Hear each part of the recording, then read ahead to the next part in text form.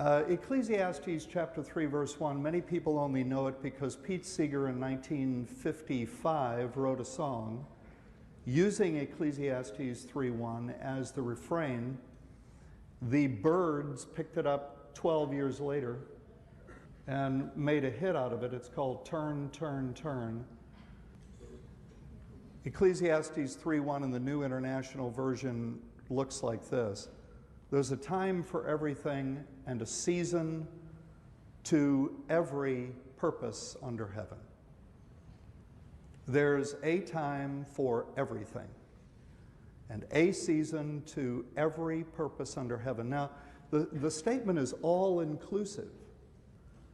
There's a time, an appointed time for every single thing, and a season for the doing of or the accomplishing of any purpose under heaven. Well, this has got to include parenting, and indeed it does.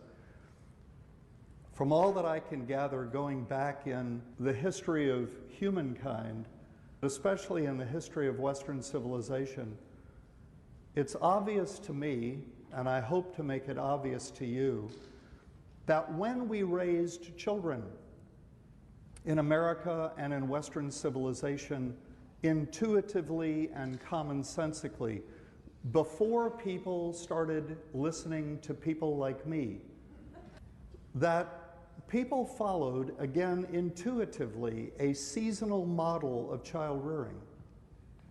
So let me talk about this seasonal model and then build up to the teenage years this way. There are 3 seasons to the raising of children. Season 1 begins at birth and lasts approximately 2 years. It's what I call the season of service. During the season of service, you serve. You place the child at the center of your attention, and you orbit around the child in a constant ministry of service to this child. You are doing for this child. You are providing everything this child needs. You are protecting this child from getting hurt as well as you can. Now, who's doing 95% of this orbiting around this child? Mom is doing 95% of it. So where is Dad? Dad is outside the periphery of his wife's orbit around this child. This is micromanagement, you know? I mean, this is a flurry of micromanagement. You know, people think, oh, micromanagement is bad. Well, there's a time for everything. It just ain't the whole time, that's all. Now, when micromanagement is necessary in regards to a particular project or in an organization, it's always temporary, and when micromanagement is necessary, there can only be one micromanager. 2 micromanagers in the same project will bump into each other, act at cross purposes, trip over each other. And so it is natural during season 1 for the mother to do 95% of the micromanaging that has to be done during this first 2 years. And the husband stands as the interested husband who wants to be the best dad he can possibly be. He stands outside the periphery of his wife's orbit around the child and functions as what I call her parenting aide. He's a parent. He's like a teacher's aide in the classroom. His job is to assist, take direction, fill in for the real parent when the real parent needs a break. It's clear to him he does not know the curriculum. So when his wife leaves, she leaves him lists. You know. Well, the old-fashioned, and I'm talking about my grandmother's generation and before, most of my mother's generation too, in fact. Those women, 50, 75, 100, 1,000 plus years ago, they understood that while what they were doing during this first 2 years was absolutely necessary, they could not continue to do it, much past their child's 2nd birthday. And I don't mean they couldn't continue to do it physically, because they could. They couldn't continue to do it for the child's sake.